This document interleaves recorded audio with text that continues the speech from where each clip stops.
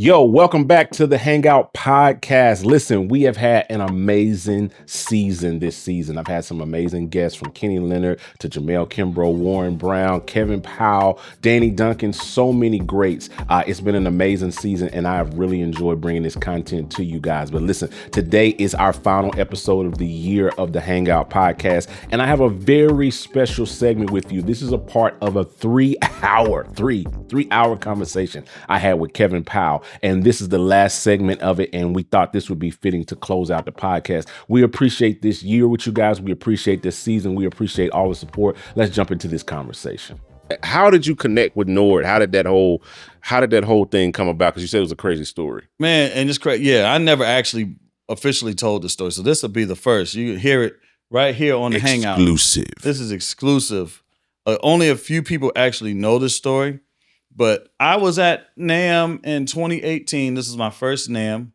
Billy, my brother Billy and Doobie, they made me go to NAMM. I wasn't trying to go. Billy was always a NAMM head. He would just go to NAMM every year, come back and tell me and Doobie about it. Doobie finally went one year, and then Doobie was like, he's a believer. Oh, man, you got to go to NAMM. So I finally go to NAMM, and I'm like, oh boy, because I told you, I'm like a social introvert. So it's like I go around a lot of people and then I have to get away from everybody to regroup. So I'm already dreading it. Like, go back and Lord, plug your phone. This at a convention center. This is what is this? NAMM? And I was like, okay, whatever. So I go and I walk in. Shout out to Spud, my boy Robert Spud, C. Wright. Yeah, he got me a pass.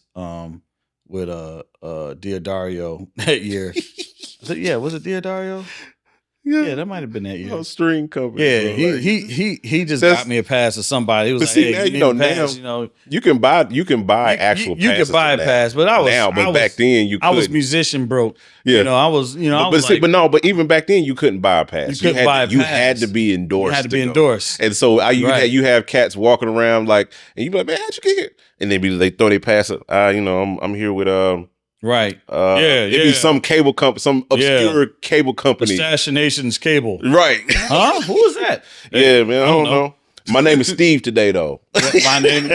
Back then they wasn't checking your ID. They wasn't, bro. As long as you had a pass. So now they check your ID. They check everything. They check everything now. But he got me in. So I go in there and I'm walking around. I come up on the Hammond booth. Yeah. Oh, okay. There goes Hammond. Cool. Yeah. And my boy Jimmy Smith, who's a Hammond rep, was like, "Yo, come hang out." My first time there, I played the organ a little bit. Yeah. Cool. And then, what happens? I was one day. This was like the last day we were here. So it was like a Friday. Mm-hmm. We were all leaving to go home Saturday. I bump into Jesus. I'm actually hanging with my cousin Kenny. Kenny, Lord, as good as I know him, I can't even call my cousin's last name. Kenny Leonard. Oh, Kenny Leonard. Yeah, Kenny.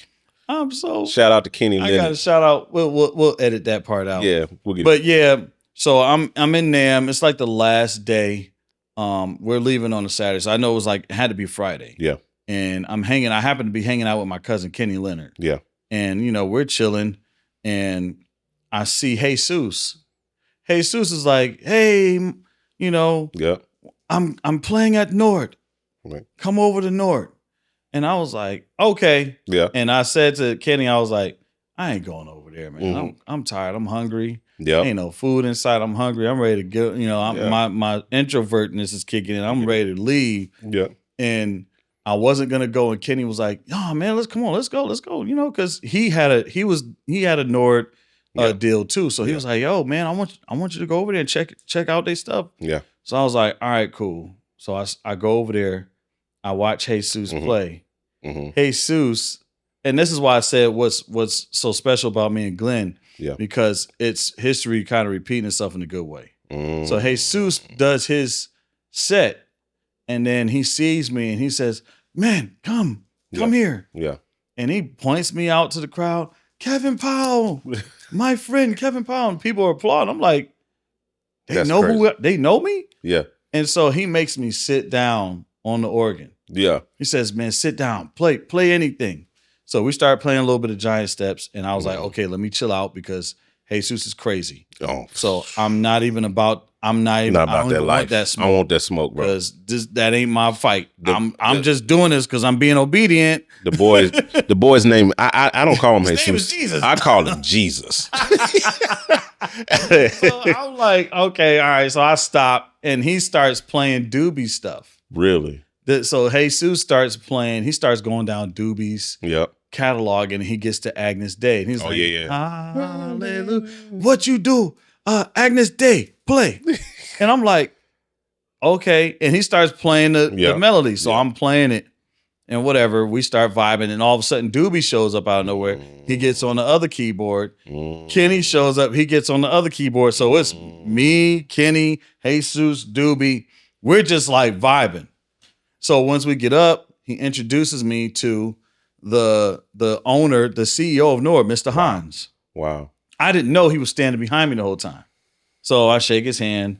Mr. Hans introduces me to his wife, and she's sitting there. She's smiling. She says, "Nice to meet you." She says something to him in Sweden, and he comes back to me. He says, "You sound really good on the organ. Yeah. My wife wants to know if you'll play again."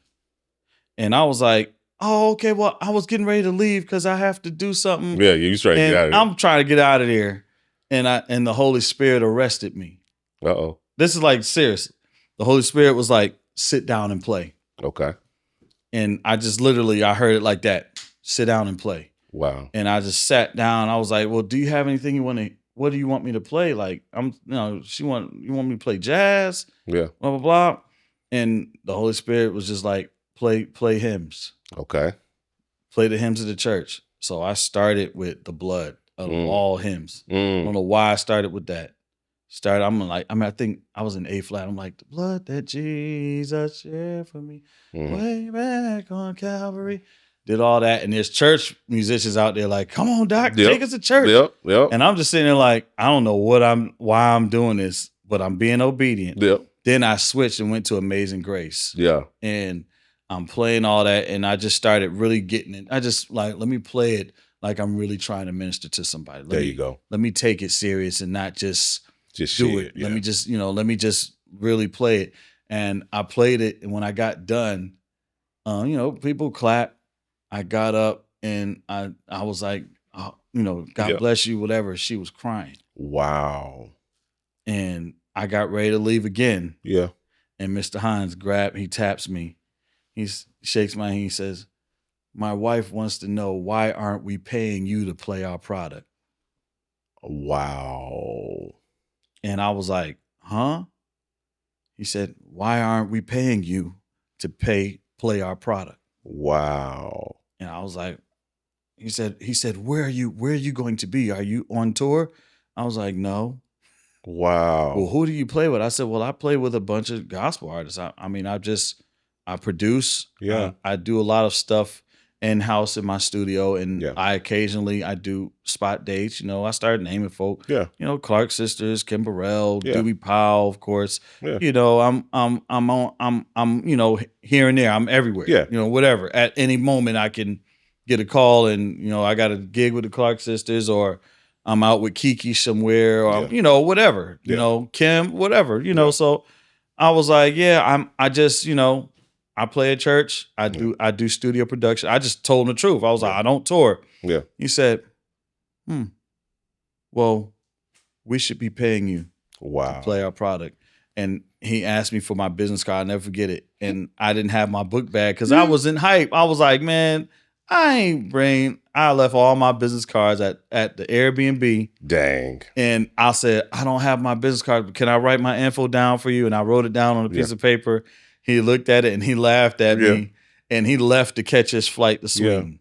Yeah. Wow. So I was like, oh Lord, he ain't never gonna hit me up. Yeah. I gave him email, phone number, everything. Yeah. And I said, this was so tacky. I felt so stupid. Yeah. And then like a week later, I got an email from somebody that works for Nord USA. Yeah.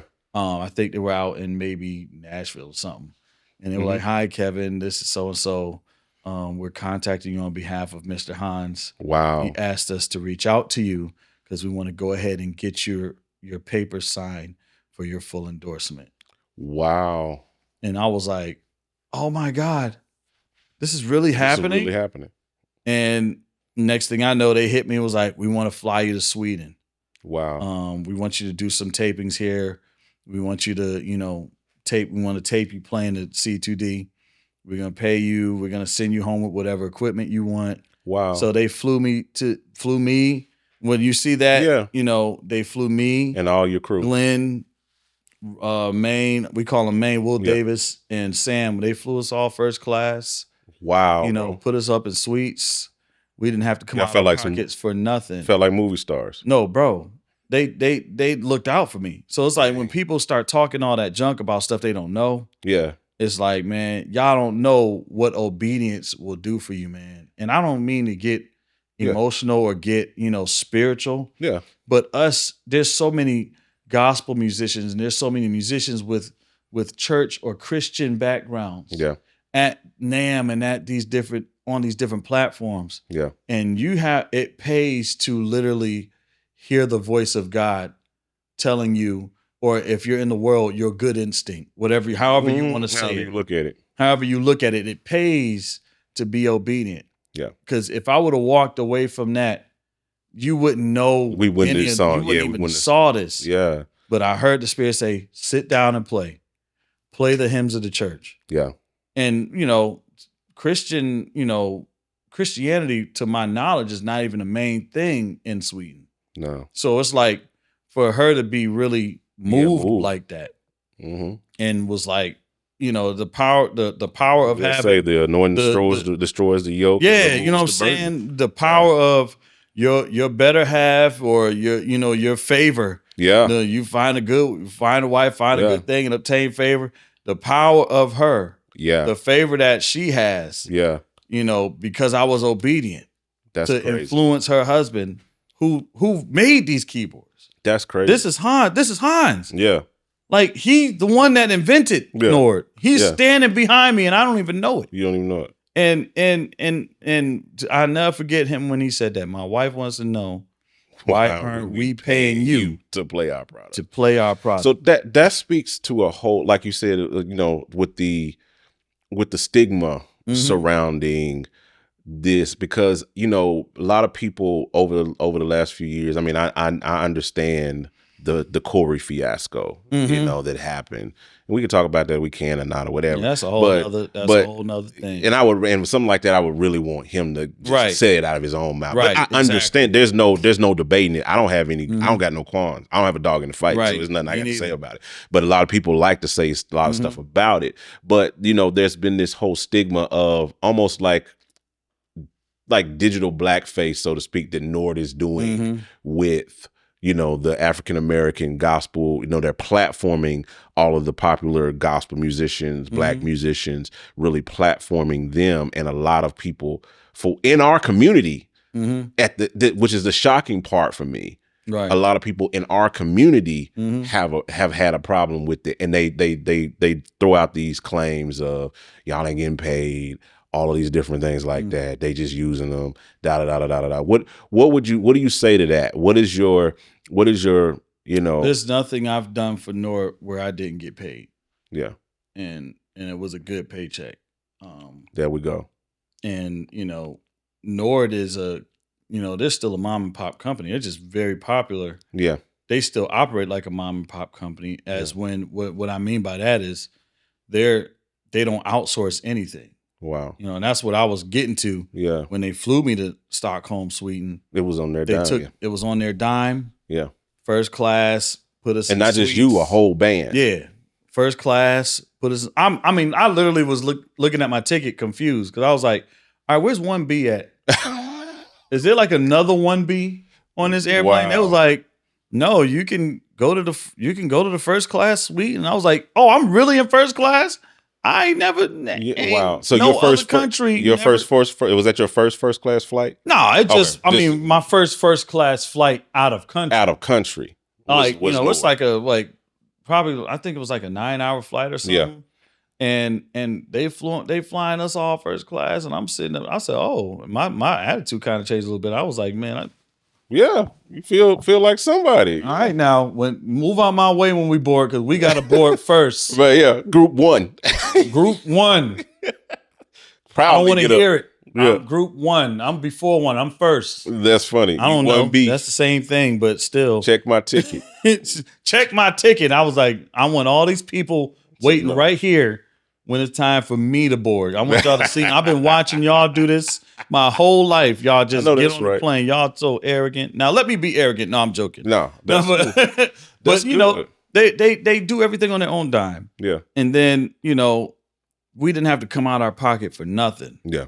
And then they take me in the factory and tell me to pick out whatever you want. That's crazy, bro. It's like, and it's still, you know, they gave me everything that I asked for. They sent it. Anything that goes wrong, they replace it. Wow. You know, I've had pedal boards fry on me. Yeah. All right, there's another one. We sent it out. It's shipping out tomorrow. Yeah. You know, they take care of you guys. They take care of me, man. I don't have to want for nothing with Nord. And you know, these people, nobody's twisting their arms and making them play Nord. Yeah. Nobody's forcing Mike to play Nord. Yeah. Mike has made a sound playing Yamaha and and Roland for years. Even Doobie told me when we was talking the other day, he said, today I want to introduce to you Loop Elements Pro. This represents a very innovative new way of using loops. And guess what? It's standalone, not only as a plug-in, but it's also standalone outside of the DAW, which means you can now use loop elements in your live performance. This isn't just a plug-in. It's the ultimate tool for creatives and producers. Whether you're layering loops, creating click track, creating beats, building arrangements, soundscapes, Loop Elements Pro gives you the power to create without limits.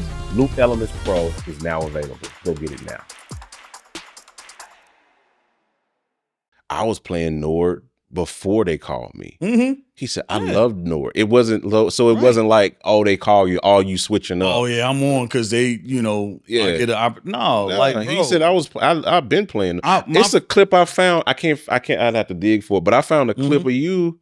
And it may have already been there by default. I don't know where it was. It looked like it was at a convention. It looked like it was at like AIM or something like that. But you was playing, it was like worship melodies, like I Love You, Jesus, all that stuff. But you had a Nord up there. Yep, this was like on our rider years ago. It's like 2011, 12, something around in there, bro. The Nords was on our. Actually, Mike was the one that did that. Mike Burrell was working with Dr. Judy McAllister and saying what we need, and he was the one.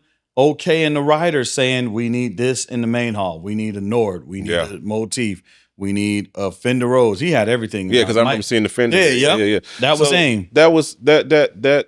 So that speaks to it. Like it's, and I'm a stark believer of that. I've always been that guy. Like I recommend, I play what I love. I invest in what I love. Like if you go in my control room right now, you'll see a lot. You'll see 3 or 4 Korg boards over there because I love Korg. There's a lot of great keyboards out there from a lot of different countries, but companies. Yeah, there's a lot of them, but a lot of those guys, and I hate to say it, but a lot of those companies. Yeah, they don't do for their artists the same way. And some of them do because they can afford to. Exactly. They literally can afford to. When you look at Yamaha and Korg or Yamaha and Roland, Yamaha and Roland, they make so many different aspects of music.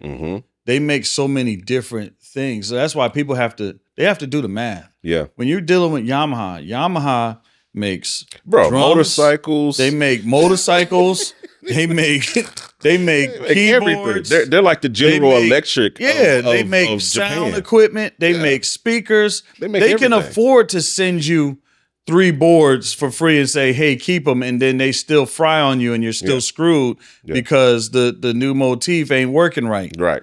As to Nord, who literally only makes like 3-4 different styles of keyboards and an organ. Yeah. They don't have. And like you said, they're mom and pop. Like when you go over there, you see, okay, it makes sense. All of their everything is in one factory. Yeah. And I think I saw a pick one time where they had like a staff pick, and it was like maybe like what, 20, 30 people? Yeah. That run the whole company. It cut in half because of COVID. Yeah. So it's like they had some people who got sick, died, you know. Wow. And they sent half the staff home because of COVID. And, you know, like, you know, how they do stuff over there is different. In a good way. Yeah. But like their factory in itself, nothing is outsourced. Yeah. They're computerized. Like the people who do what you do, that do all the coding, is right over here. Yeah. The people who take the motherboards and put them in the keyboards is right there. Yeah. And then the keyboard room, the hot room is right over here. Yeah. And you know, then they got the main floor where they're actually assembling the stuff. Wow. It's all in one factory. Nothing is outsourced. The only thing that is outsourced is the wood that comes from another part of Sweden. Wow. where they cut the wood and they, you know, color it and stain it. Yeah. But that's still all Sweden. That's still all Sweden. It's like, you know, it's not like Yamaha, you know, or some of these other companies who got sweatshops in other countries, you know what I'm saying, putting their stuff together and then, you know, send it to you. They don't work it's like handmade. That. Yeah. It's literally everything on Nord is handmade. That's crazy. And they let me see the whole process. That's why I was like, this is wow. Joe. But the fact that they, like you said, that they're investing in. I looked at it when I saw it because I didn't have a dog in the fight. It was inspiring to me to see a company invest in our community to platform gospel musicians. To literally. I now I'll probably get in trouble for saying this because I know people. I'm gonna get in trouble for what I'm about to say too, but I don't care. Yamaha and I love Yamaha. Listen. I love all of these companies. I just talked about Korg is in there. I got like 5 Korg boards in my control room on my wall. I love Korg. I got a motif in there. Not a motif, montage in there. Yeah. I got Nord in there. I got all kind of stuff in there. Profit. I love good instruments. C2D we got a C2D right here. I got every MIDI board known to man in this studio. But one thing that I can say about the difference between the companies is that Nord, none of them have platformed gospel or African American musicians the way Nord has.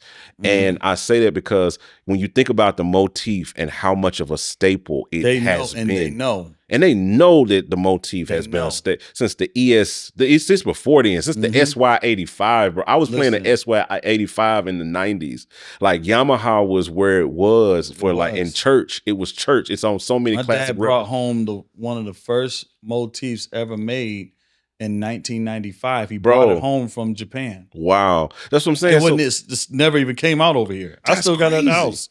That's crazy. You mean, he was so blown away by the programming and the sounds. Yeah. I mean, when you listen to it now, it's like, oh yeah, that's old. And back then, it was like, whoa. Yeah, but even rolling, I mean, bro, I came up with a RD500 and a SY85. That was church in the 90s. I still got an RD300 at the church. Come on, man. Dang. That was church in the 90s. Roland and Yamaha was ruling the game. It wasn't church without it. Yeah, it wasn't church without it. So, but they still, even though those products have been staples across our genre, across our industry for decades, you never seen them say, let's do a gospel. Now, I will say to Yamaha, shout out to Yamaha, because they do have at NAMM, they have the Yamaha stage. Yes. Where they do, you know, they've let Fred Hammond and go up there. Yeah, of course, that's A-lister. He don't need y'all. Yeah, you know, that's cool. He don't need We're talking about the everyday But there's the everyday musicians that have an impact on the everyday musicians that we have yet to see a lot of these on those platforms. We're just saying Yamaha, but this not just Yamaha. Not just Yamaha. There's a lot of other cats that really could look out for these guys like that. So, you know, and I'm saying that for example, Hammond. Hammond. And I'll tell this story because this all happened in 2018 when, you know, I went to NAMM for the first time. You know, I sat at the Hammond booth and they were so, you know, my boy Jimmy Smith, shout out. He was trying to put me on. He was like, look, this cat, they, you know, y'all talking about gospel organists and all this stuff. He's the guy. You know, all these cats know him. They know his work, man. He's been, blessing people and, just, people been looking up to him for a minute. Yeah. So he introduced me to some guys at Hammond reps, and they were like, all right, cool. They talked real cool, here's my number, let's do this. But no follow through. And they tried to get me, they had me to sign something. Yeah. And they was like, we look forward to doing business with you, blah, blah, blah. They had me sign on the dotted line. And I was like, okay, I guess I'm with Hammond now. Yeah. And I kept checking the website and I never saw anything. Them update and welcome new artists. So I said something to one of the reps. I'm like, yo, like, what's up? Like, y'all ain't said, Yeah. They was like, oh, okay, I'm sorry. You could check the email, check the website now.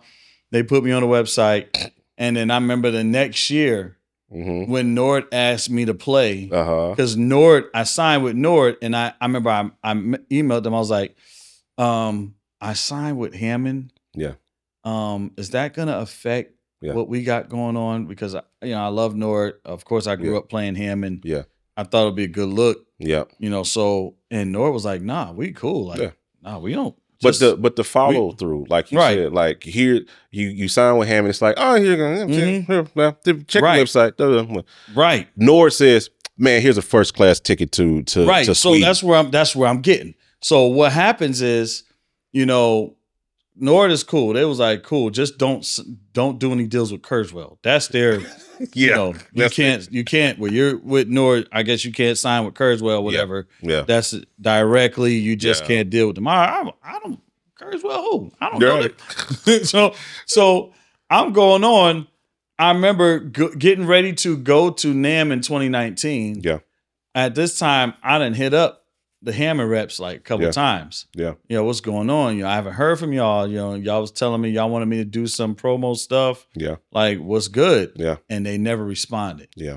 I remember I hit them up and was like, can I get a pass to NAMM? Yeah. And they never responded. Never responded. So, like clockwork, Nord hits me and asks me to perform at the booth. See. Now, this is my first time performing. Yeah. And so I'm like, okay, bet. So Nord sends me passes. Yeah. I show up to NAMM with Nord badges on. And the Hammond reps see me and they're like, yo, what are you doing? What are you doing? I'm like, I'm good. You good? Like, what's good? I talked to my homie. Yeah. And he knows this. Like, cause I had to, explain to him like, yo, I told him everything that was going on, everything transpired. Yeah. But, I just hated that Hammond, kind of, I ain't gonna say I hated that they did me like that. Yeah. But it was just like, if you want to, kind of capitalize on the whole gospel movement, why don't you start with the guys that's actually playing gospel? Yeah. Like, you could have had a few guys come on board and bam, there you got a whole line. You got a whole. Man, I could think of 87 organists that could have stepped in and do what they do. But it's just the game, and you wonder. Like, I've always wondered that, even way before Nord came out with the C2D and the C1 and the C2 and all of that stuff that when they started to get in the game. Even before them, I always wondered, like, why isn't Hammond? I mean, like, the Hammond is, we talk about, forget motif, forget all of that. The Hammond has always, for like the last 100 years, has been the staple of the black church. I don't care how much note I play. If there's a real B3 in the room, I'm going to play the B3. You're going to play the B, even though you are signed with Nord. You're going to sit at an A100, you're going to sit at a C3, you're going to sit at a B3. That's in my house now. If you mess with me, I might mess with the M3. If I'm in a situation and I just need the organ. You got to get you. And if it's plugged up to a 122, hey, we could do some damage if I got that. I just need drawbars and I need the tone at the moment. Like, it's just, you're gonna play Hammond, but at the same time, like you said, it's almost like that. I don't know if that cognitive dissonance is what they call it. I don't know what it is. Maybe they say, well, we already got the black church, we already got them sold up. We don't need to pander to them because they definitely emailed me afterwards. It was like, when they saw that was showing me love, they emailed me. It was like, you got to choose between us and choose ye this day. And I was like, I was literally on a flight. I was on a flight going somewhere. And I got on. I paid for Wi-Fi. Pay for the Wi-Fi. To that email. I was like, thank you, but hey, you're going with Nord. I haven't heard from y'all, and Nord showed me mad love. They done treated me. They, I love it, man. I love the fact that you said respect, man. And I didn't ask, like I said, I didn't ask for any of this. I wasn't trying to go there looking for endorsements and all that stuff. I just was going because my brothers made me go. Yeah. And look and where the Lord opened the door. Yeah. And when you're obedient, he opens doors, and no man can shut them. And what happened with, and to kind of, not even really talk about it, not even really so much to bring it up, but what happened with Corey happened before I even started coming to NAMM. Right. That was I still, I don't know all the full details. Yeah. But I remember when I was getting ready to play at Nord in 2019, I remember people hitting me up, like random people who don't even talk to me. Like, bro, don't play at the Nord booth. They did Corey dirty. They don't even think about it. You better not. If you love Corey, you better not play. Now, it's so funny because they done said all that, and me and Corey are cool as heck. Yeah. And Corey has even came to the Nord booth to watch me play. He so said it's like, what he said and moved on. He said what he said and moved on. And he did, you know what I'm saying? Whatever. So I'm like, man, y'all saying all that, and you got other folks blogging, talking about me. I ain't never even met them. Yeah. And they just dragging my name, and I'm like, but me and Corey was just chilling the other day. So like sometimes we didn't intentionally posted content like that's funny. We were in LA for something else, and me and Corey and Doobie and Mike Burrell went out to dinner, and we posted a picture like, like we ain't beefing. We cool. Like y'all the ones think we should be at odds. Like that's just I've been so knowing funny Corey for 30+ years now. Yeah. I'm not about to. That's just so funny to me, man. That like you said, the way people like that. It's just funny. They don't know everything. They just want to take it and run with it. Hot take, as they call it, and just run with it and try to push whatever agenda, whatever thought process that they have, or whatever seems like it'll get buzz or clicks or whatever, and try to run with it. But they don't realize they don't have all of the dynamics. Facts or the dynamics. They don't know or what goes into it. And like you said, let it be said. It don't. So we can reference this clip of the podcast. Let it be known henceforth, now and forever. As Kevin said, he has never played a session. He has never did a performance. Never did anything for Nord without being paid. Wire money into my account from Sweden. And that's on top of the gear they've already gave you. Right. Exactly. So you got gear. Anytime we do stuff, anytime we do stuff at NAMM, it's paid. Wow. When we're playing at the booth, that's paid performances. Wow. They wire money into our accounts. And give us badges and passes, whatever. And so that closes the door. Nobody's twisting. Like I said, nobody's twisting any of our arms to make y'all do it. To make us play with Nord. We all individually love Nord keyboards. And when they came at us with opportunities, that no other company was throwing, that no other company was trying to come at us with. That makes sense. And it's a business. Look, there's nothing wrong with businesses tapping in with influencers or people that we do it. Apple does it. Every company does it. It's advertising. It's marketing. It's like, how do you expect a company to make money if, especially in this dispensation, if they don't know how to capitalize on something? And that's business. Now, look at Apple. Look at Apple now. Yeah, they capitalize on the LGBTQ community all day. All day. Yeah. Starbucks. They capitalizing on LGBTQ. They got wait to June. Wait to June. Everybody. As soon as July 1st hit, they act like they back to regular business. They back to regular. You know what I'm saying? But everybody does this stuff. And to give a fair balance, Black History Month is the same way. It's the same way. For all of February. Tomorrow, we're going to get smacked. We're going to get smacked all Wait month. and see tomorrow. Yeah. They're going to smack us all month on February. And then they're going to turn around March 1st and it's back to regular business. Back to regular business. They don't know. Yo, that's wild. That's wild. You know what else is wild? The fact that you probably haven't heard of Peculiar Sounds yet. Listen, if you need those unique, soulful sounds to really bring a track to life, then Peculiar Sounds V2 has just what you need. We're talking signature keys, synths, pads, plus hundreds of MIDI files that make it super easy to jumpstart your creativity. All of these are curated and sampled by the one and only legendary Doobie Powell. It's perfect for gospel, R&B, or any genre that needs that rich type of vibe. And guess what? It works with any DAW. It's standalone, all of those things like that. So if you could do me a favor, jump down in the description, head on over to gospelproducers.com and take your sound to the next level. All right, back to the show. So you have to know that businesses aren't inherently evil. It's just business. Like you have, exactly. But the other side of it, as the person that's being sought after, to whether you're getting an endorsement, whether you're getting paid, whether you're getting gear. As I always say, in business, you don't get what you want, you get what you negotiate. So you have to have those negotiation skills, or you have to figure out what the trade-off is. If I do this for you, what is the commitment on the other side? Do I get any back end? Do I get any royalties? Do I get this? Or is this just a work for hire? Am I getting paid? And if the situation works for you, then you do it. If it doesn't, if it's not tenable, like you said, nobody twisted your arm and said, you're gonna play these Nord keyboards. No, they told me, they gave me the same deal they give John Mayer. Wow. And basically, I said that to say they don't give anybody anything. There's no bias. There's no bias. It's like, no, this is the same, because they, like I said, they're a mom and pop company. Yeah. So a lot of, they can't afford to just give everybody a bunch of free keyboards. Whenever you need a keyboard, you got folks, I know drummers that were making up tours so they could get free drums. Yeah. No, like literally, they playing in storefront churches, telling their reps, yo, I got a gig in such and such. Dang. And the reps was getting mad because they're delivering the drums.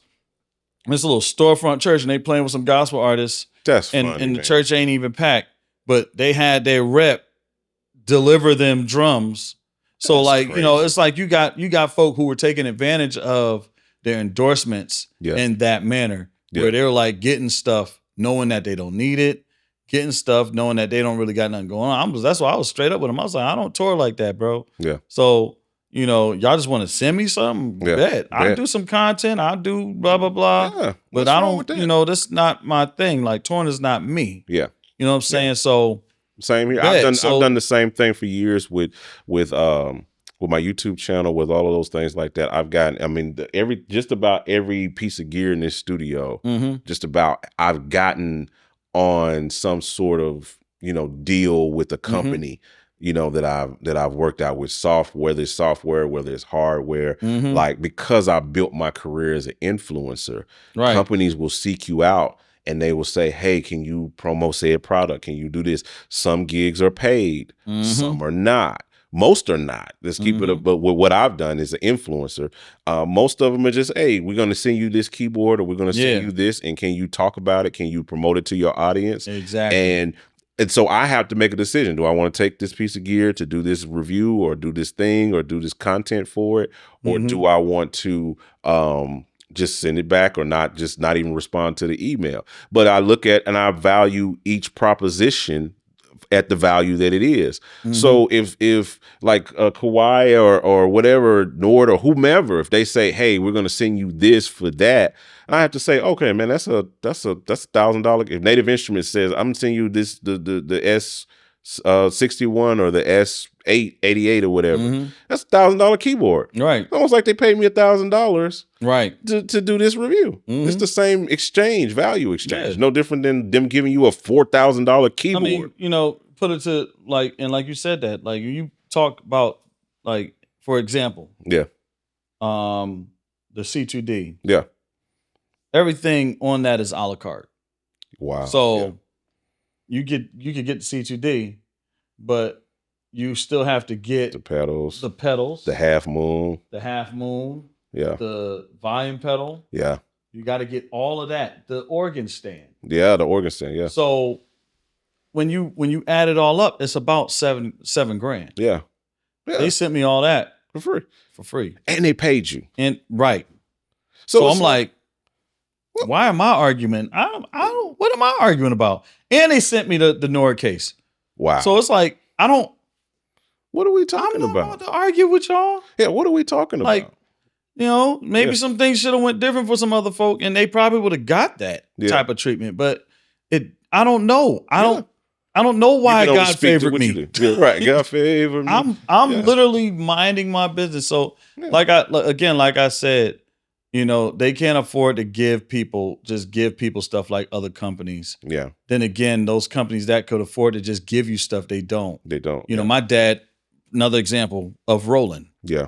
My dad toured Japan for 20 years. Wow. And Roland was one of the sponsors for the tour. Yeah. You would have thought they would have gave him a keyboard. Wow. You know what I'm saying? My pops was over there. They made me play a Roland organ that I didn't even know existed. They had an organ that looked just like a B3 over in Japan. That VK77? I don't even know what it's called. I've seen that. I'm going to go find it. I have a picture of that organ.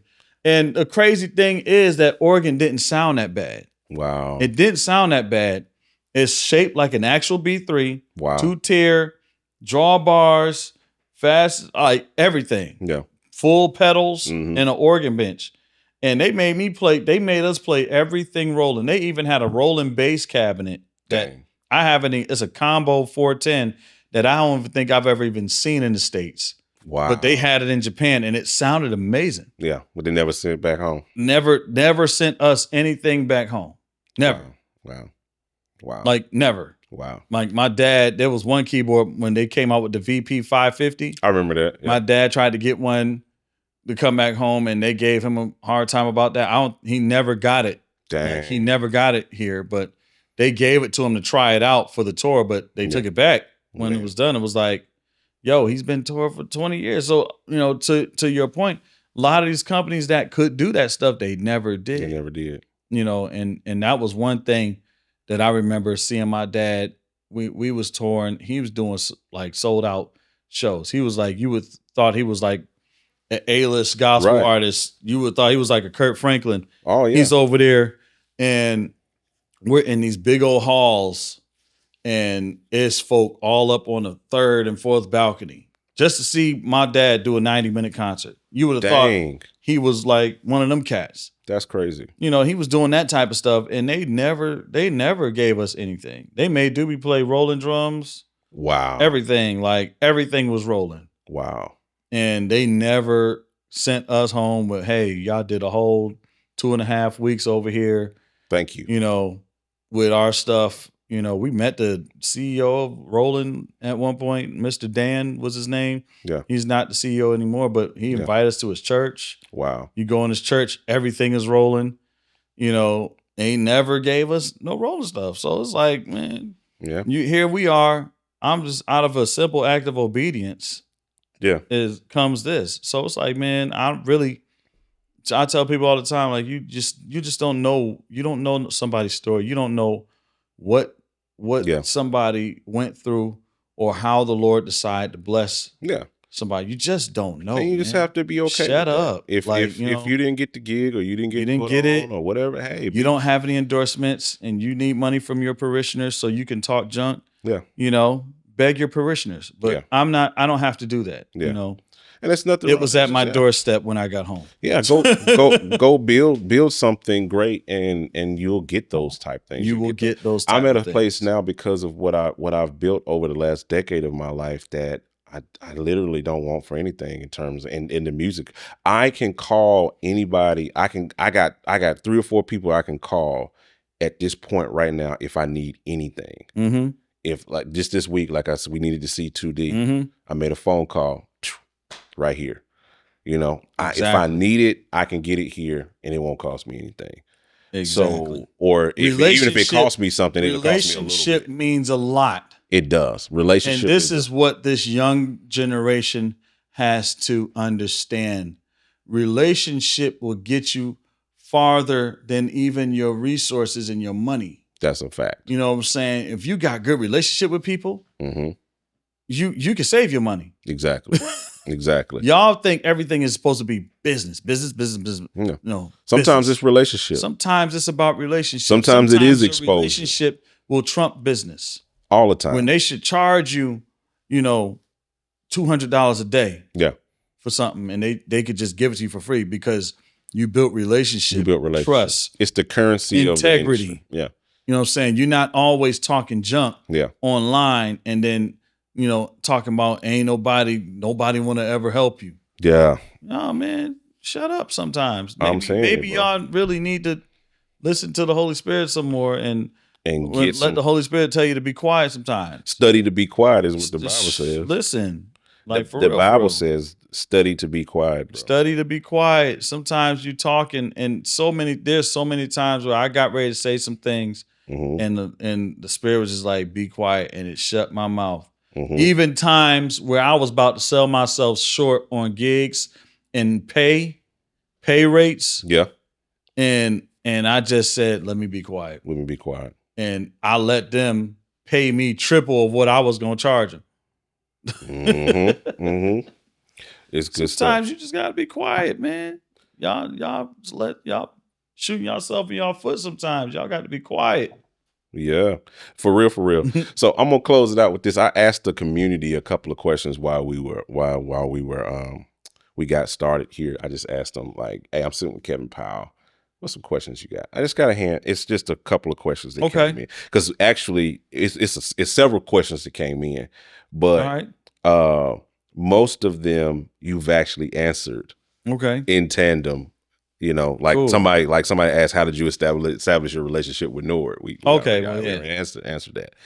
Well, let me say it again. No, I'm joking. I ain't gonna say all that again. You're funny. So I'm gonna ask a couple of questions. My man Oliver Law says, who does he give the hardest time or compete with the most? Doobie on keys or Billy on drums? Oh my God. What? I've never heard that question. Wait. Who does he give the hardest time or compete with the most? Doobie on keys or Billy on drums? I don't compete with them, man. You don't compete with them? Me and Doobie are yin and yang, though. Yeah, for real. That's why we're both needed in our church. Yeah. Because Doobie, my dad used to always tease Doobie because Doobie is so left. Like Doobie is his whole swag, even when it comes to church, he's never been the churchy type of musician. He's just never been that guy. He can play church. He can get on organ. He can back a preacher up. He can do all that. But that's just not something he chose to do. It was kind of deep by default for him. Yeah. So me and Doobie have always been, when it's churchy moments, it's me. Yeah. When it's vibe. My dad used to say, all right, Doobie, you're soothing them. You're soothing them. My dad be trying to rebuke the whole church and Doobie be back there just in his vibe. Doobie's world with a rose panning and a pad going. And my dad used to be like, hey, all right, thank you, Minister Doobie. You're soothing the people. And I'm upset.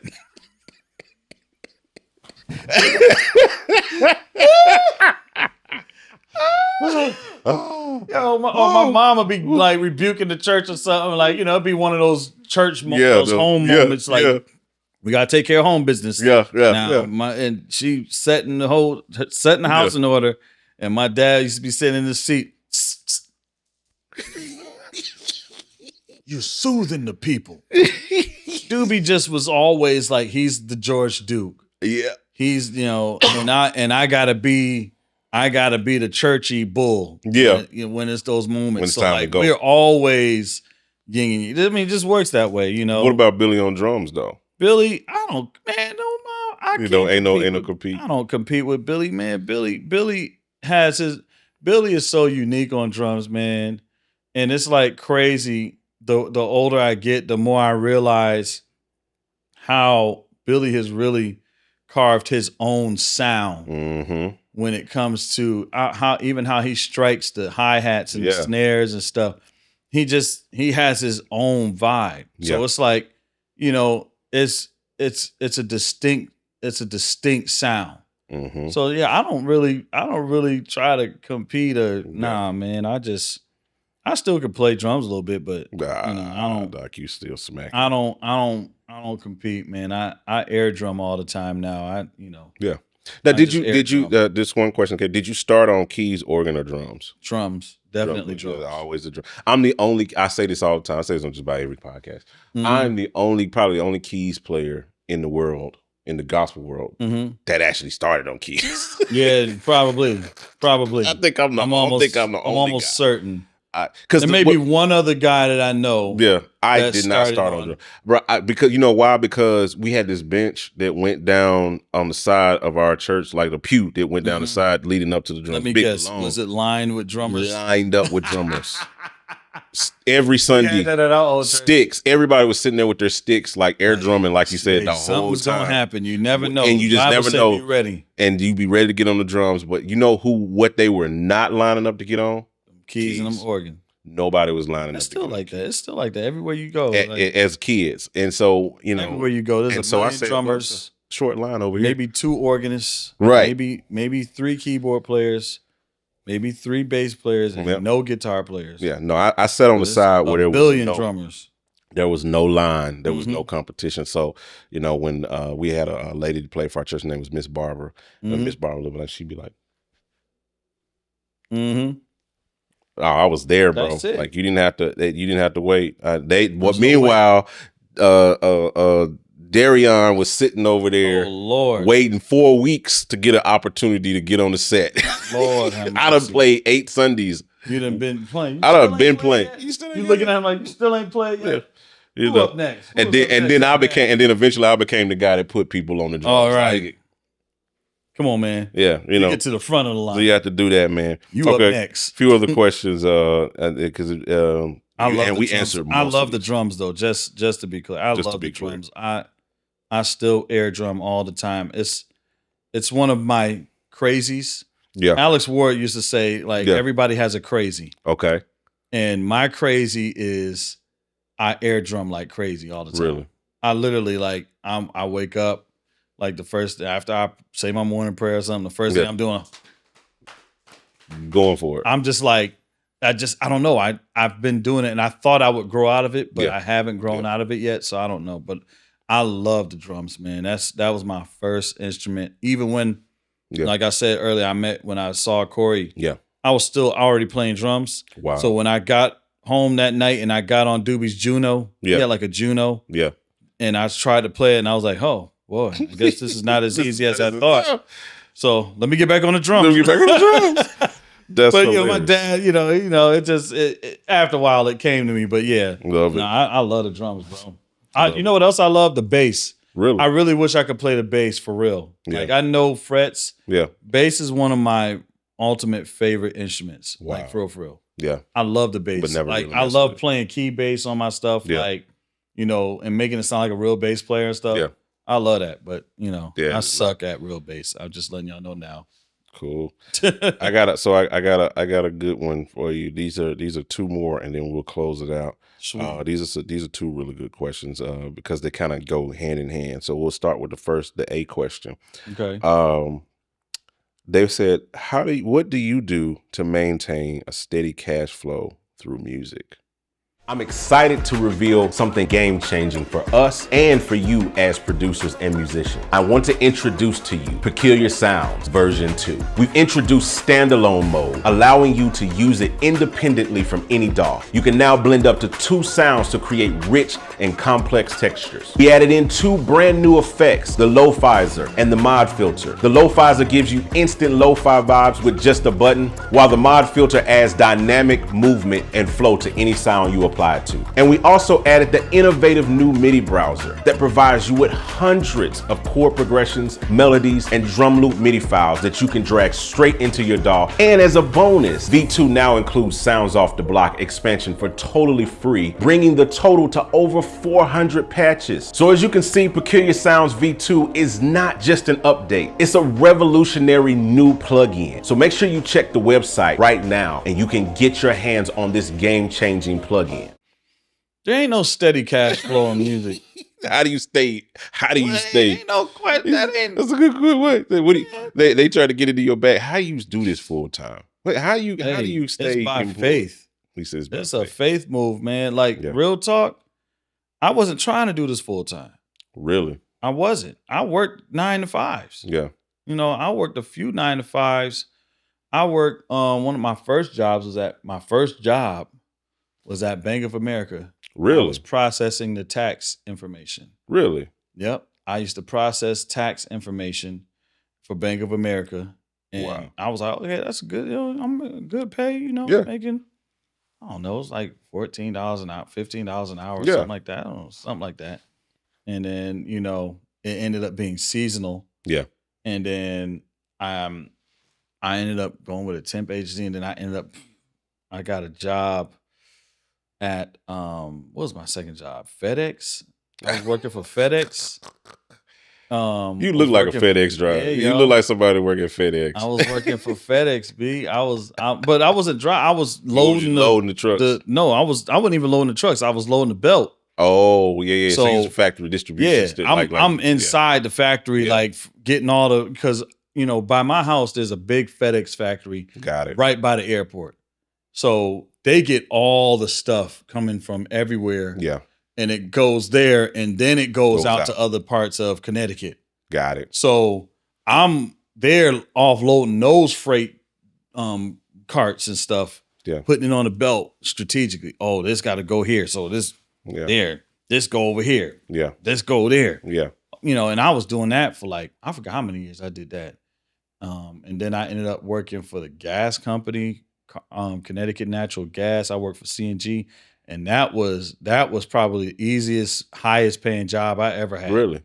Because all I had to do was I was reading gas meters. So I was going around reading and verifying gas meters. Wow. So I got so good at reading the meters and the knobs and the gauges that they had me verifying other people's work. Wow. So I was like, bet. And when I did that, they would give you routes, and they'd be like, after you do this route, if you do another route in the same day, you get overtime, time and a half. Yeah. So you get your day's pay, and then you get time and a half for doing another route. So I was like killing. I was like, man. And then they laid me off. So they was like, hey, we cutting back. We upgraded. Yeah. We got these digital meters now. So the guys with seniority are going to ride in the cozy trucks, and they're going to point the laser at the meter. Yeah. We don't need you anymore. Dang. They're just going to point the laser at the meter and get the read and going about their day. So they didn't need people like me walking and checking the beat meters. And actually checking meters. So I got laid, and I was so mad because that job, I had so much bank. Dang. From that money.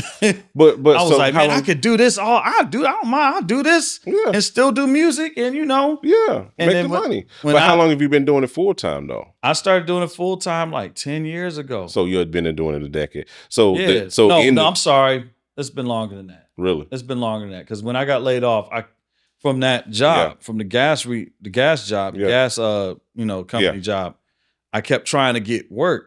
Mm-hmm. And nothing was falling through. Everything just kept falling through, rather. Nothing was just, happening. And I remember I was just mad. I'm like, how am I supposed to make a living? Blah, blah, blah, blah, blah. And I heard the Lord was like, you know what you're supposed to be doing. Wow. And I was like, well, here go the faith walk. Yeah. I literally, I was lining up for other interviews because, we believe in, you ain't, if it ain't popping, get you a job. Exactly. You got to do what you got to do. It's nothing wrong with that, especially if you got a family to feed. That's why I shout out Billy, me and Doobie, we used to tease Billy all the time because Billy would, whatever he had to do to feed his family, if it meant, trading in one of his drum sets. Billy just had drum sets galore. So sometimes he would just be like, man, I had to pay some bills, and we look up and see he done got rid of one of his kicks. Like, well, what happened? Man, I pawned that, man. I had to do like Billy would do whatever he had to do to take care of his family, take care of his wife and his kids, and make sure they didn't have to want for nothing. So it's like, man, if you got to get a 9-to-5, get it, because this music industry is very fluctuating. It can be some timing, especially in our field. It can be some timing. Sometimes you're working with an artist, you getting day rates, you getting weekly rates, and then that artist decide they not doing nothing for a while. Yeah. You out. You out. So now you gotta find something else. So how do you so even though it's that, how do you, what is the, because the second piece of that question is what's the best financial advice you can give somebody to basically keep? Man, stay humble. Yeah. Stay humble. I mean, that sounds so spiritual, but literally don't live above your means. That's perfect. You know what I'm saying? Don't, when you know what you can afford, when you know what you can't afford, it's okay. Yeah. Like, the day will come when you can afford it. But however you can stack your money, stack it. If it means if it means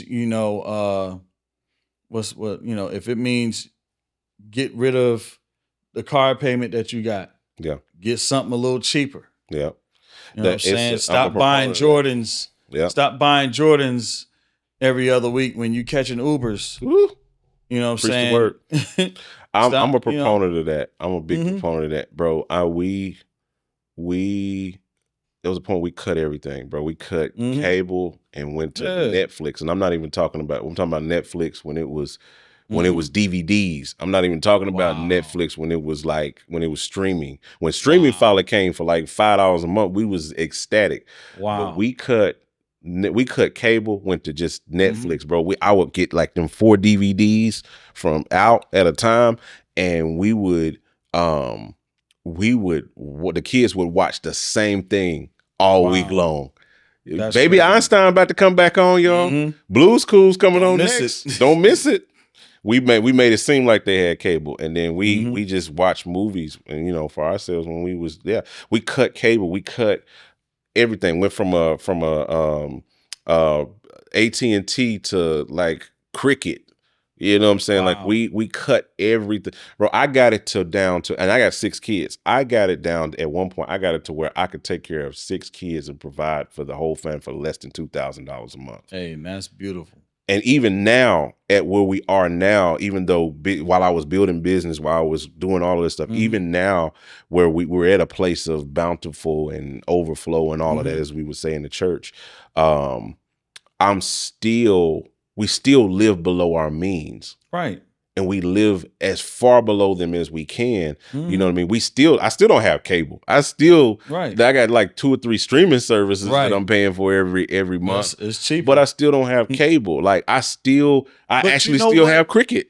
I heard a wealthy person, a lot of money. Yeah. Say, you know how I stay like this? Yeah. Because I live like I'm broke. I live like I'm broke, bro. Like, you know what I'm saying? You have Some of the people who are millionaires, and it's funny because you see people who, they always point out those obvious opposites where you see the people who are millionaires, Bill Gates, billionaires rather, who will walk around with a regular shirt on and some penny loafers, some regular jeans, and then it'd be the ones who ain't got it that's buying $300 Jordans and buying Balenciagas. Come on. And you can't even pay your car note, but you buying Balenciagas. And what is it? My wife introduced me this weekend. We was in LA, Golden Goose or something like that. It's some new brand, or at least a new to me brand, Goose.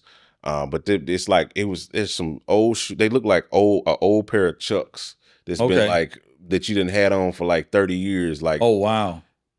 No, I don't know if I've seen those. $800 shoes, but they look like they're $2 shoes. Like they come pre-scuffed, pre-torn, pre-everything, and they sell for like $800-900 a shoe. Like I'm just like, are you serious? But that's what my whole thing. It appeals to the folk, the broke folks. That's who's buying. That's who's buying that. It's not the rich folks. Was it Dr. Umar that said that? Yeah. That a lot of times it's our folks who are obsessed with the symbols of of wealth. We want to look wealthy. We'd rather look wealthy than to be wealthy. Yeah. It looks like we got money when you got a gold watch on, or gold and diamond watch, and some $300 Jordan or some. I was watching a thing online at some sneaker expo. Yeah. And fools is paying 8 G's for some Air Force Ones. Yeah. That blew me away. I was like, what? It's that. But bro. The fact is, a lot of times it's the folk who can't afford nothing. Yeah. they want the symbols of wealth. Yeah. They want to see that, and that's why I tell people all the time, look, it's okay, man. It's okay to go to Target and get a couple of shirts. It's okay to go to Walmart and get a couple of shirts. That's gonna get you through. I love my wife is the goodwill queen, bro. Listen, she is the goodwill queen, bro. Like we was in I had to stop her. We was in LA. Mm-hmm. We was in LA, and she was like, "Ooh, Goodwill." I said, "Babe, we in LA." I did not fly all the way out here. Well, we did not fly all the way out here for you to go to Goodwill. That's funny. Like we not. You never know what you would. But that's what I'm Washington saying. Maybe could have gave something over there. You never know. But but at the same time, that's what we learned to live way below our means. That's how. That is. I think that's the biggest piece of advice we can give to any musician, any creative that's trying to make it in this industry is you have to live. You have to get that cost of living way down. Way down. I had a young man, I'll say this and then we'll close it out. I had a young man hit me several years ago. We was talking about this same thing. And he was like, "Bro, I'm trying to get into doing music full time. I'm trying to get into da da da da." He's like, "What do I need to do to what must I do to be saved?" No, he's like, what do I need to do this full time? And I gave him a simple thing. I said, you're gonna have to do the S word that nobody wants to do. And he was like, the S word. He said, save. Yeah, exactly what he said. He said, save. I said, no. I said, sacrifice. Well, that's good too. Yep. You're gonna have to sacrifice. You're gonna have to. And then I said, how much do you make a year? He said, I make about, I think he said it's about 50 grand. He's like, I make 50 grand a year. I said, how much you spend a month? And he told me it's like, it's about $5,000-$6,000 a month. And so I was like, you're already living above your means. I said, if you want to do this full time, you're gonna have to cut that to a third. Because you spend $5 grand a month. Yeah. That's more than what that's you more than making. 50 a year. And he's probably accounting to what his wife is probably making. They're working together, whatever. But he was just like, yeah. And I said, bro, if you want to do music, if you want to do this thing full time, you're going to have to sacrifice. You're going to have to cut stuff. You're going to have to cut everything. You know, the first time, I think when we met out at NAMM had to be, no, it wasn't when we met. It's somebody else that I met out in NAMM. Because the first time I went to NAMM was like 2016. You said your first time was 18. My first time at NAMM, I was out there, and somebody who watched this will know, met me out there at NAMM that year. We had a booth out there too. I had a booth out at NAMM with the company I was with. We was running the booth with Gospel Multitracks. We was running the booth out there at NAMM. Whole booth. Wow. I had a food stamp card in my back pocket. Sheesh. I was out there at NAMM with a food stamp food stamp card. When I left NAMM, I was looking for a spot that took EBT. I was looking for that sign, EBT accepted. Right. To be able to go get me something to snack, get my snacks and get all my little stuff like that. Wow. I was out at NAMM with an EBT card in my back pocket, shaking hands, doing all of that stuff, being out there rubbing elbows with the who's who in the industry with a food stamp card in my back pocket. The amount of different tax brackets that be at NAMM is crazy. Because it's like, I said that, I was like, yo, you know, they go DJ Jazzy Jeff. Yeah. Oh, snap. Yeah. They go DJ, Battle Cat. Yeah. They go Stevie Wonder. Yeah. Yeah. And then there's me. Like, yo, I was laughing with my boy Kareem. Yeah. We was, we booked this Airbnb downtown LA. In NAMM. Yeah. And so the people who put it on, Airbnb site, it was only like their second time renting out. Yeah. So they didn't know how to price it. So they priced it really cheap. Yeah. So we got it like really cheap, ridiculously cheap for LA. Wednesday to Saturday. Yeah. And so we got there, and it's a high-rise, 2-bedroom penthouse. Wow. Overlooking crypto. Dang. Crypto arena. Yeah. So, and there's Lakers games going on while we're in there. While you're in there. You can see Bulls, Lakers and Bulls is playing. I can look right down at crypto. And so what my point in telling the story is because I was, staying within my budget. Yep. I said, I need a car, but I don't need nothing flashy. So I rented me a little Mazda, something that good on gas, that'll get me from LA to Anaheim. I had back. a Fiat the first time I was in there. Listen, bro.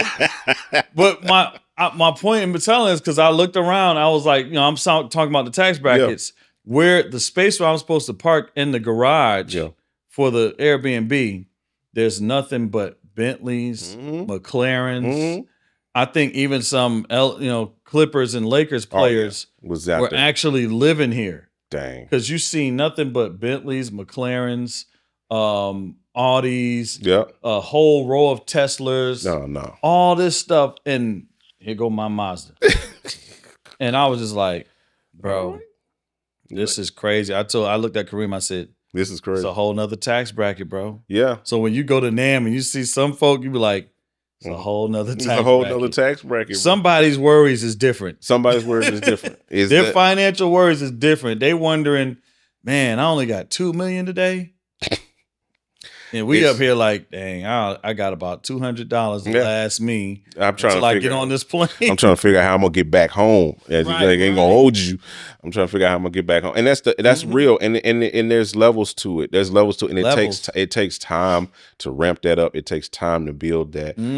I'm where I'm at now because of the Lord, first and foremost, for the wisdom that He gave me to manage, to sacrifice all of those things that stack on top of each other as we continue to grow and continue to build. And now I'm thinking generationally. I'm thinking where my kids and how I'm going to provide for them and how they're going to. And most of us don't think that way. We don't think beyond the bump. We don't think beyond the gig. We don't think beyond the whatever. And there's as long as I'm making my few $100s a Sunday, I'm good. No, you gotta think beyond that. You got as I tell my man Rob, you gotta think deeper beyond deeper than what you about to say. I'm at a point now where my tithes, I know that I want my tithes to consistently be more than what my church pays me. That's crazy. Yeah. So it's like, my church paid me this and my tithes is this to the church. I don't want to really even worry about what I get from my church. I love that. It's my home church. I love that. But I don't even want to worry about that. My thing now in this season is maximizing on all the different ways that lead to multiple streams of income. And just, not even worrying about that. Let that be something that go on a savings or something. Exactly. But I'm like, I don't want to have to worry about that. Yeah. You know what I'm saying? So I love it, man. Those are things, to whoever asked that last question, you definitely, it's a discipline thing. Yeah. You got to be disciplined. The pandemic taught me discipline. Yeah, same. Because taught me a lot, bro. Oh man, like I started putting money up because we wasn't doing nothing anyways. Yeah. And then when I did that, I was like, yo, I should keep doing this. Yeah. You create those new habits. Yeah. Yo, this money just been sitting here. I got this little $1,000 that's been sitting. I ain't used it. Yeah. Man, I need to do this more. Like keep doing it. Why? So that created a whole nother, habit for me. So now it's like I'm just every time I get it, every chance I get, I'm putting money aside. You have to. Some stuff I put it in places where I know I ain't gonna look for it, so I don't spend it. Yeah. You gotta have discipline. You can't buy, like I keep saying, you can't buy Jordans every other week. You can't buy the latest, accessory every other week. Sometimes you just got to chill, man. Be content with not having everything. Exactly. Be content with not having with not having the latest of every gadget, the latest of every clothes, trying to follow fads and you know what I'm saying? You got to be content with not doing that stuff, especially if you're going to be a musician. You're going to be an accountant or a lawyer, that's a different stuff. It's a different ballgame. But musician, you got to sacrifice, Doc. We got to bring and that's the last thing I'll say. We, as a musicians community, have to bring our want and our, camaraderie and our, need back up. We have to bring our value, raise our value back up. I love that. because right now, you know, I was watching a video of Ricky Lawson. Yeah. And he was talking about how these musicians, you know, God bless the, you know, memory of Ricky Lawson. But he was saying even back then how, you know, when he was playing with Michael, he was making like $40,000 a month. A month, bro. That's crazy. Back then. That's crazy. And then he was like, man, you fast forward now. And he was like, man, I think it was like the Backstreet Boys or something. Yeah. One of those groups. I think it was the Backstreet Boys or NSYNC. One of them tried to get him to go on tour with them. And it was like $2,500 a week. But it was just like, but now it's like, that's like a going rate. Yeah. It's like, you know what I'm saying? But if he was making 40 grand back then, granted, it's Michael Jackson. Yeah. But that says a lot about the musicians community and how everything has gotten so watered down because so many people have undercut each other. Yeah. Yeah. That it ends up being like this, where it was like this. Yeah. And everybody was like, right here, we making this. Yeah. Crabs and in the barrel. Somebody said, well, I'll do it for this. Yeah. Oh, forget that. I'll do it for this. Yeah. Nah, he ain't saying nothing. I'm going to do it for this. Yeah. So now it's like, you know, we got to raise the value back up, man. I agree. We got to raise the value back up. I tell people my prices for stuff. I don't care if you budge. Don't budge. I don't care. Yeah. This is it. This is the price. This is what it's going to take for me to do such and such, because I guarantee it. I stand by my work, and I have the credentials. I have the resume to prove it. You know what I'm saying? So I agree, bro. You know, that's the other thing that's going to help you be able to do music full time is knowing your worth and raising the value back up beyond this, you know, the pennies that on the dimes that, you know, that they're trying to pay us, you know, pennies on the dollar that they're trying to pay us, you know. I agree.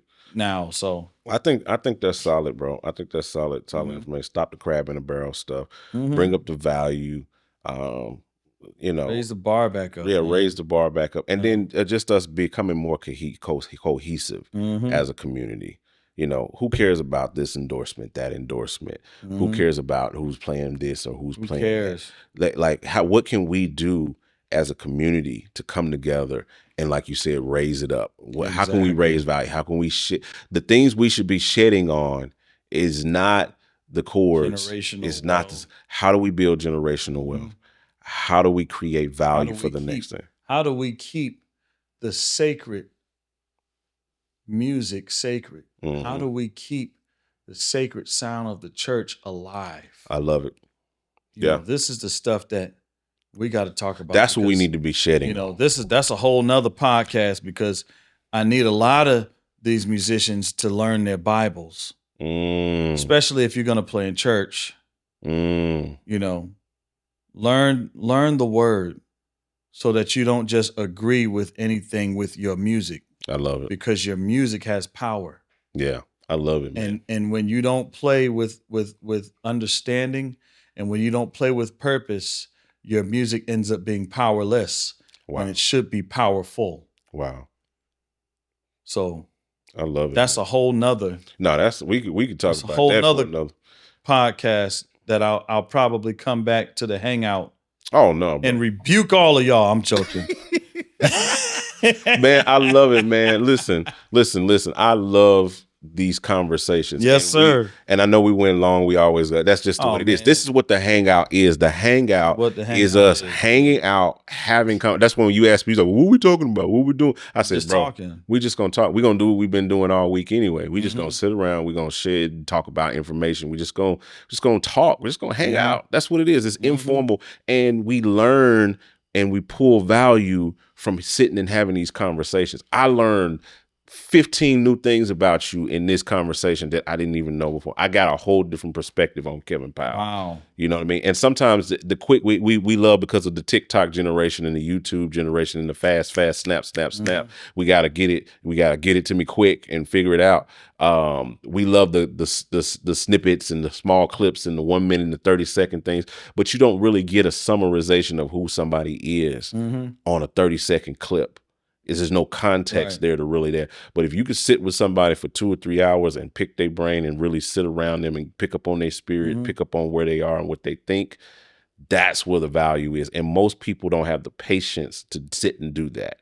Right. They don't have the patience to sit through and deal with the whole summarization of the context and get the context. You know what I mean? Right. And so I love these conversations. We're gonna take this and chop this down into like mini clips that y'all can digest. But the true Kevin Powell fans, the true, Hangout parishioners are the ones that's gonna rock with us for this entire thing. And I appreciate y'all that hung. If you made it this far, you made it this far. I thank you for sitting and waiting and learning. I hope that there was some value that was shared that you can take and that influenced you in a positive way and made you just kind of scratch your chin or scratch your head or even made you, think deeper than what you're already thinking. That's the whole purpose of this. It's bringing in interesting people, having interesting conversations that go beyond what we do on the keys or what we play or drums or our instruments, our production, our desk, all of that, what you hear, what you see. This is who Kevin is.